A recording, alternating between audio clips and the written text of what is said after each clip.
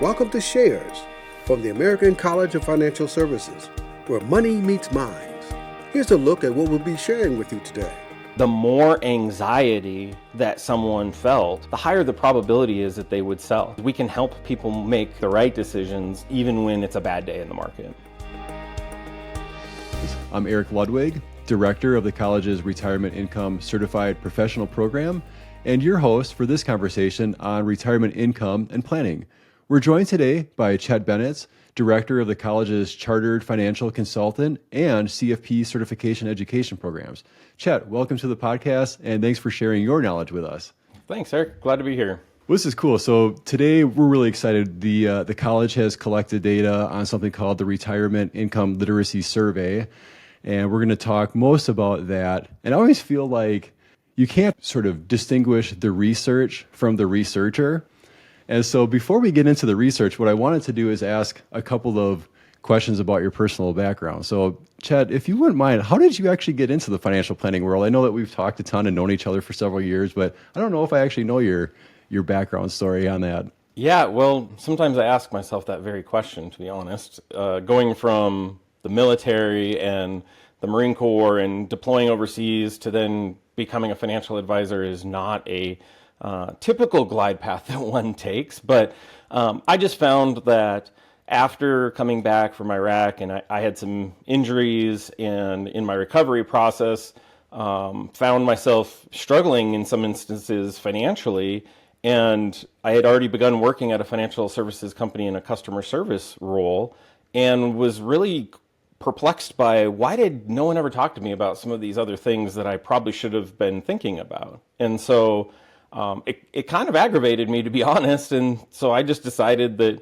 I wasn't going to be afraid to ask my family and friends some of those tough questions in hopes that it may prevent them from having a similar situation if that bad day occurs where there's an injury or illness or death. So that's kind of what launched me into it, is maybe a personal vendetta on wanting to make sure that others had the resources that were available. That's really important. Yeah. Let's see. So you're Marine Corps, then you go into starting in the financial planning world, but somehow we got into this nerdy academic world. How did that take place? Because obviously you're interested in financial planning, but then you make the jump to master's degree, PhD. How did that all take place, and what were some of the reasons behind that?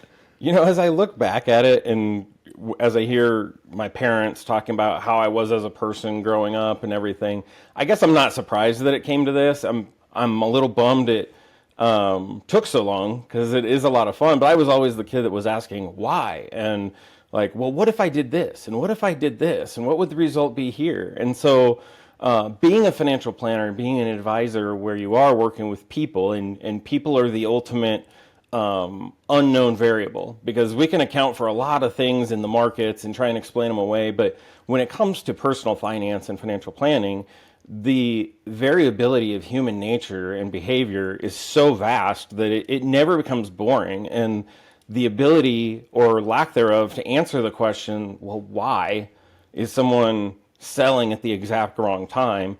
It just, as an advisor, made me start asking a lot of questions that I wanted answers to.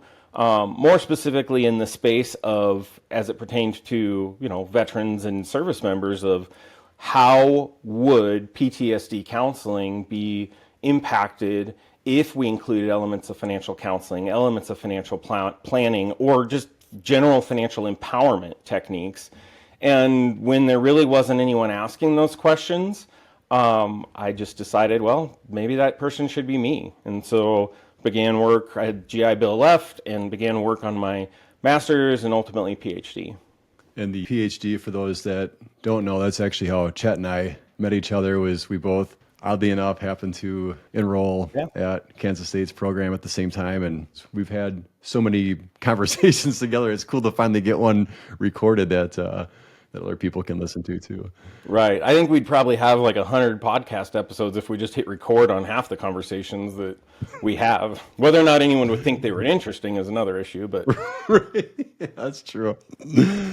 Well, that makes me wonder. I mean, I know that we've had a lot of personal conversations as well, but when you think about like the progression that you've had, it's usually not a linear process. and there's usually some sort of temporary setback, at least along the way. Is there one of those that sticks out to you that was like, it seemed like something horrible sort of at the time, something bad that seemed like a failure, but that because of that failure or setback, it ended up setting you up for some sort of future success? Yeah, I don't know. I'm not one of those that, I don't think anyone would ever say of me that anything he touches turns to gold, but I've failed forward often. And one such instance I can definitively remember, as you're asking that, is my original track in the Marine Corps was law school. And so when I first got into the Marine Corps and started progressing through, it was to become an officer and become JAG. And that was the plan. A really good friend of mine was on the same path, who actually retires next week as a JAG Marine. But in that path, when we went to training for that first summer, I injured my back, and it got me kicked out of that program for that cycle. And that was in the summer of 2001. And so getting kicked out of that cycle, obviously September of 2001 occurs, and it really put me on a completely different arc within my military career of not wanting to be a desk person as an attorney, but go do the things that Marines do, which then, as I mentioned before, kind of progressed me into this profession. Had I stayed at JAG and all of those things occurred, again, it felt like a failure at the time. Maybe my buddy and I would be retiring together next week, and who knows, in the multiverse that is the decisions that we make and things that happen to us in life. Yeah, you never know, but that one definitely sticks out. I have a question we've been asking people on here. We often think about like these finite resources that we have, and obviously money being one of them, but I'm curious for you, is there a best or worst investment that you've had? And it doesn't have to be financial. It could be it could be something like your energy, your time. Is there something that sticks out to you? Yeah, that's a good question.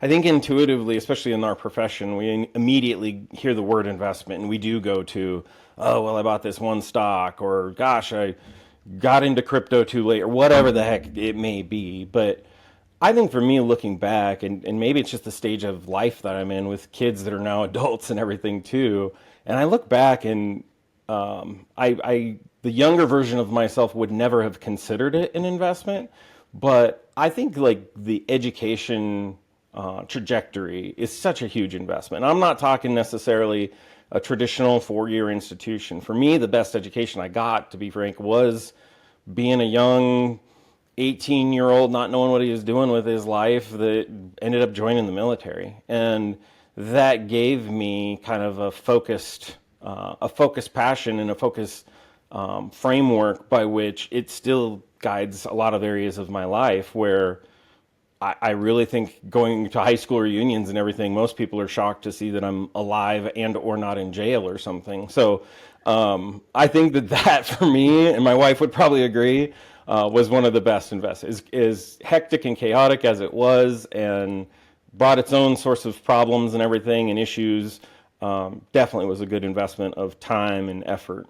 I love that. Yeah, it does seem like out of all the resources that we have, it's usually not the financial one that ends up making the list. What I wanted to do is transition to some of the research that we've actually done recently. And for those that don't know, the center that I direct, the Center for Retirement Income, has sponsored a survey called the Retirement Income Literacy Survey. And this is its 4th iteration. So I think the first one came out in 2014. And they've done a wave every 3 years. So this 2017, 2020, and then 2023 was the most recent one. The purpose of the study is to really, or initially was to get a snapshot of how are Americans doing on their knowledge in these different retirement planning areas. And just as a kind of an overview, the average score, so if you think, 100% being somebody got all of the questions correct. So there's 37 questions. The average score for the most recent one was 31%. So 31% is the average score. What's kind of interesting is before we ask the actual quiz questions, there's a self-assessed question that we ask, which is just like, how much retirement planning knowledge do you think that you have? And it's kind of I think it's a 1 to 5 scale. And what's interesting is if you use just that score alone, it ends up predicting quite a bit of other elements. So like for one, the people that had the lowest like self-assessed score, the ones that thought, yeah, I actually don't know that much, they were sort of right. Those people only got an 18% on the actual quiz versus those that thought, yeah, I do have a pretty good high amount of knowledge. They scored a 40%. So not great, but at least it was kind of in line with what their other scores were. The other thing I just was going to point out too is that even if you look at the amount of retirement assets that those two groups had, the people that thought that they didn't have that much knowledge, 73% of them had less than $100,000 saved for retirement. And these are people that, Chet, you can correct me if I'm wrong. I think our sample... It was 50. Yeah, 50 years old.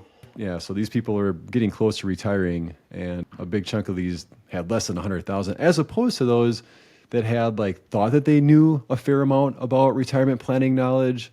81% of those people had more than 100,000.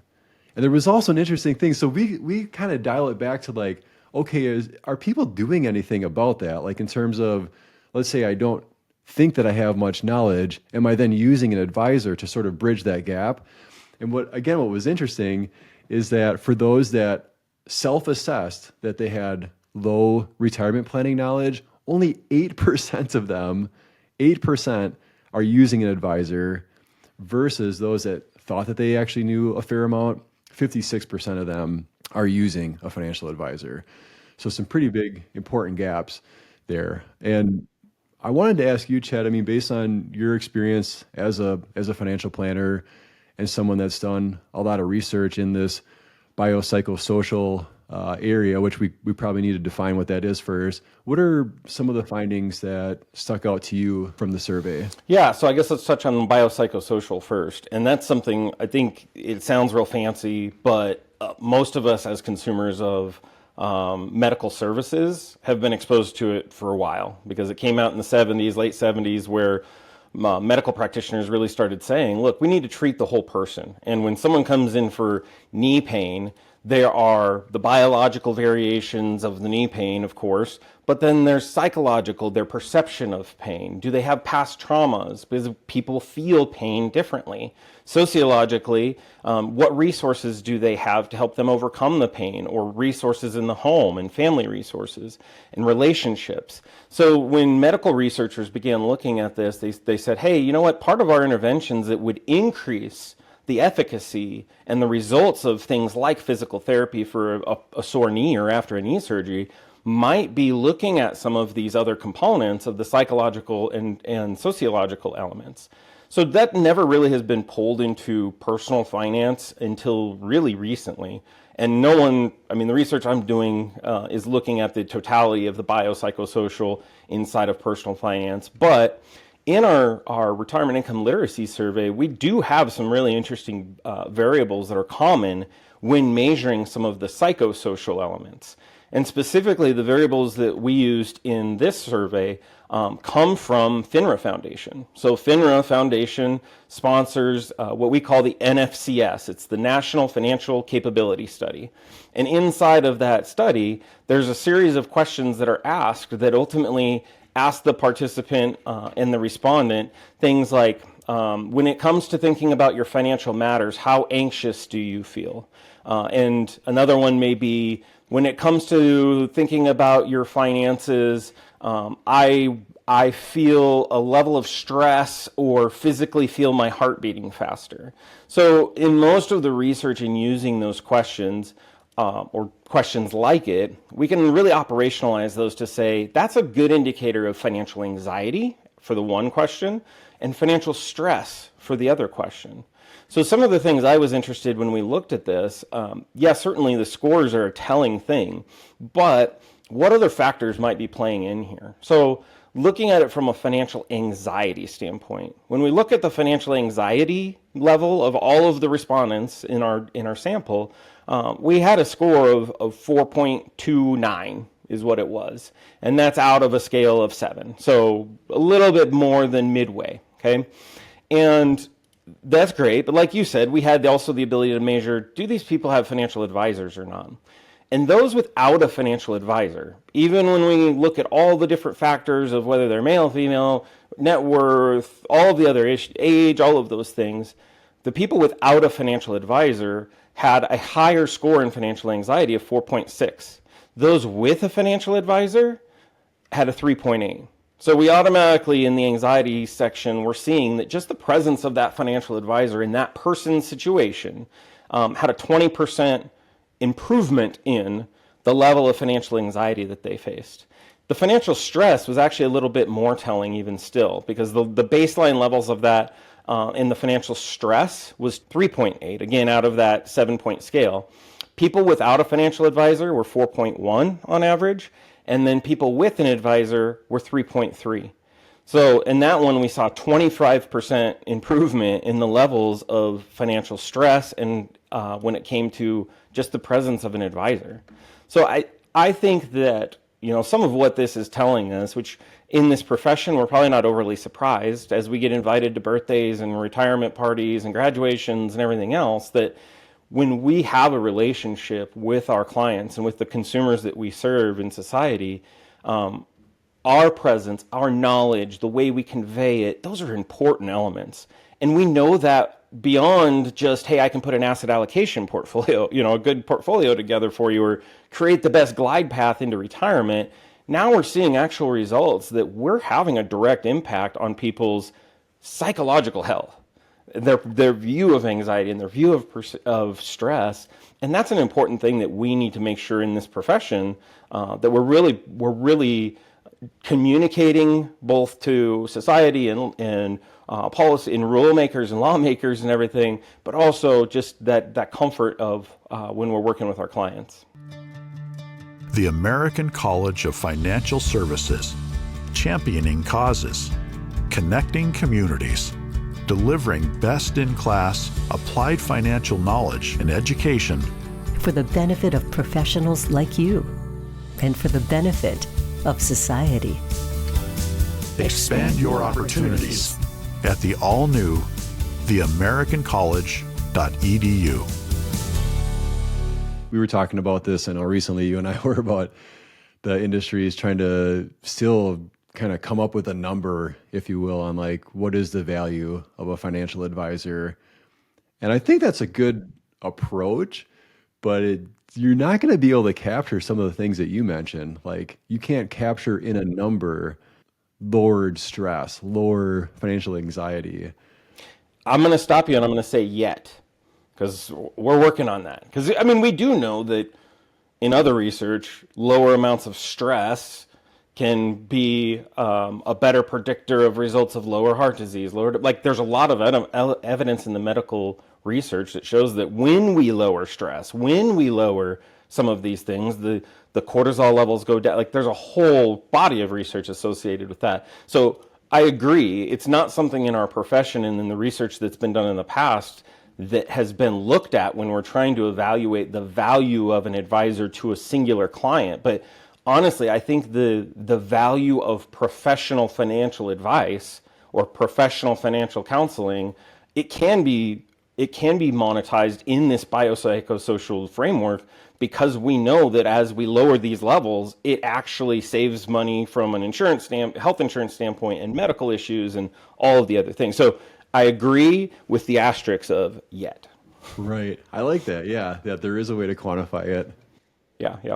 Hey, Chet, I know one of the other things that we studied in this survey was concerns that people have in retirement. And going off of memory, I think there was 9 or 10 different areas. Can you maybe explain what those different areas were and then some of the interesting findings? Yeah, absolutely. And you're right, it was 10. There was 10 subsets to this topic of concerns during retirement. And so the question was asked, of the following things, how concerned are you about ... and then an item. The scoring on that was 1 being no problem, no worries, I'm not worried about it at all. 7 being, oh my gosh, the house is on fire. So some of those topics were things like running out of money, the cost of health care, changes in tax rates, impact of inflation, cuts to Social Security, market volatility, so on and so forth. And some of the ones that had the highest scores in the entire sample were things like impact of inflation and cuts to Social Security. You and I have talked about this with some of these. It's really, would that be different if it was asked at a different time? And so we are looking back at previous responses on this from our previous waves of the retirement income literacy survey. But in this survey sample asked in 2023, when inflation was in the headlines all the time, and if it wasn't in the headlines, it was certainly in your pocketbook, regardless of whether you were retirement age or not, that was one of the highest ones. And so it had a 5.4 out of the 7.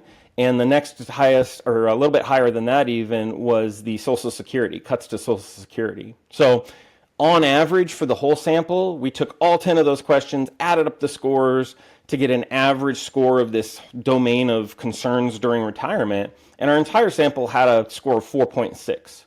You know, again, we wanted to look, because of the role the college plays in educating advisors, is, hey, advisors, how are we helping with that? How are we helping with concerns, hearing it from the mouths of the consumers when it comes to these topics? And I'll say that without an advisor, that average goes from 4.6 to 4.7. So not a huge jump if they don't have an advisor as compared to the whole sample. But when they do have an advisor, it goes to 4.3. And some of the areas, there's pretty dramatic changes in it that the consumer clearly feels, with an advisor or without an advisor, that their advisor is going to help. They're not concerned about it because their advisor is helping take care of that. Running out of money was a big difference in favor of having an advisor. Another issue was that had a big difference was paying off debts. So people that had an advisor, that wasn't a huge concern, 2.9. People with that had an advisor. People without an advisor is 4.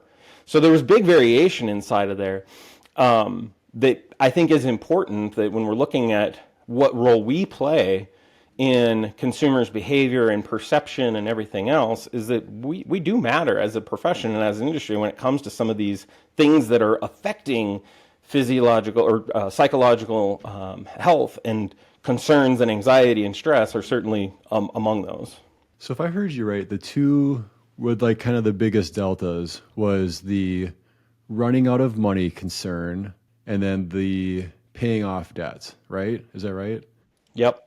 That's kind of interesting because both of those end up being sort of a cash flow management thing. When it comes to running out of money, do you have a thought on like why you think the advisor is playing such an important role there? If we're talking about this really, really empirically from a research standpoint, there could be conflating factors, right? There could be issues that are identified that, well, they're not worried about running out of money because the type of person that has a financial advisor doesn't worry about running out of money anyway, because they have good cash flows or good net worth. So it could be that that's part of the explanation.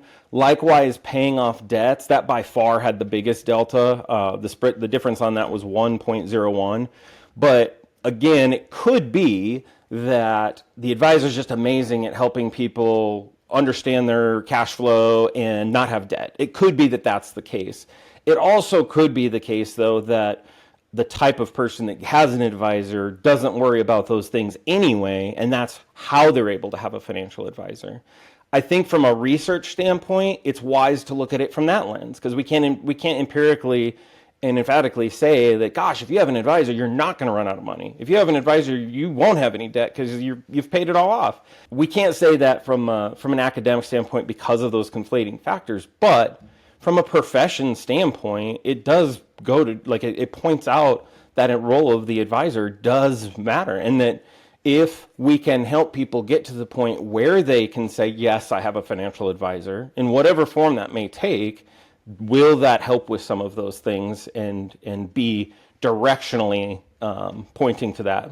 You know, it does make me think too, like some of the other ones that had really small deltas were things that are kind of out of the advisor's control, right? Like the changes in tax rates, it was a really small difference. And it's like, okay, well, the client in this case, or the respondent to our survey in this case, didn't really matter. I mean, they probably understand like, okay, well, that's outside of my advisor's control anyways, so that there's really no difference. And same thing with the impact of inflation. It's like, well, it's sort of a global issue.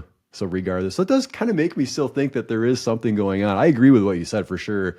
There's a lot of other confounding variables, but it does make me think when you look at the whole list and it's like, well, the things that the advisor can have an impact on, that really did make a big difference in their overall concern there. Yeah, absolutely. So Chet, we know that this survey was originally meant to get a feel for how just individuals in the States did on retirement income planning areas. But I think what we've been talking about a lot today is actually the role that the advisor plays in a lot of these different areas. I'm wondering, as you think about what we talked about today and some of the other stuff that we studied, how do you think financial advisors could use this information in their practice?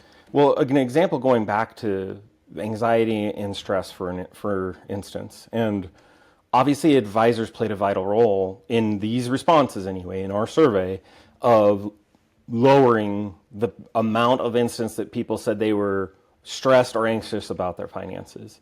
So when we dig into that deeper, another implication and something that advisors can take from that is that when they're involved in consumers' finances, and specifically when it comes to choice of investments, another question we asked was, in times of market volatility, how likely would it be that you would sell stocks at a loss? Some variant of that question. In other words, are you going to sell at the wrong time? Are you going to sell when things are bad? And yes, we obviously saw that with an advisor, those were lower than without an advisor. But more importantly, in my area of looking at this from the psychosocial element, is that the more anxiety that someone felt or were financially anxious, the higher the probability is that they would sell, with or without an advisor. Obviously, again, the advisor moderates that. Same thing with financial stress. The more, and this was across the board, the more financially stressed they were, the more likely they were going to sell at the wrong time. So I think, again, from a profession standpoint, as financial planners, financial advisors, that is an area that we really need to be able to look to, and is an implication of practice to say, hey, we should be having these talks because we can help people make not the wrong decision, and we can help them actually make the right decisions even when it's a bad day in the market. Yeah, that seems so important. You know, Chet, I know that you and I have spent the last year or more talking about artificial intelligence, and it seems like 10 years ago the rage was robo-advisors, and then it took quite a while for this kind of conversational ChatGPT and things like that to come out. And I know you and I have had a lot of conversations about thinking about, okay, well, now if people have greater access to this information, what role is that going to play? And what role is the financial advisor going to play? And so I think we kind of ran out of time for today, but if it's all right with you, I'd like to, hopefully we can do another follow-up episode where we talk more about that. Yeah, I'll just say, I think you mentioned it at the beginning, that I think we've referred to them as DNA respondents, right? So our human respondents to this quiz got a 31%. So I guess the spoiler / dangling carrot for next time is, think about, if you're listening right now, think about what you think the ChatGPT would have done, this all-knowing entity, on this quiz. The spoiler alert is, advisors, you still matter. Well, thank you so much, Chet. I know people are going to love this, and thank you so much for spending your time with us today. Thanks. Great talking to you, Eric. That's all for now, but you can find all our episodes on YouTube, Apple Podcasts, Spotify, and most other streaming services. Be sure to like us, follow us, and leave us a rating and review. Shares is a production of the American College of Financial Services, and we hope you join us next time as we share ideas that expand your opportunities.